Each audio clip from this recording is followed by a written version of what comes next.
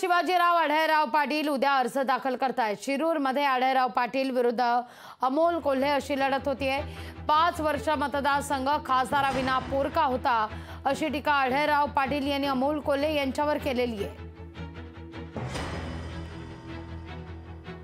तुम्ही नुसतं सोशल मीडियावर प्रचार करताय, आर्टिफिशियल तुमचा प्रचार आहे, सगळं निर्माण करताय काहीतरी आभास की सगळं काय ऑलबेल आहे, शेतकऱ्याच्या समस्या घेताय वगैरे। तसं काही नाही आहे। त्यांचा हेतू एवढाच आहे की निवडून यायचं, पण तसं जनता भोळी नाही आहे। जनतेला सगळं समजतंय। मायबाप जनता 5 वर्ष त्यांनी हाल सोसलेत।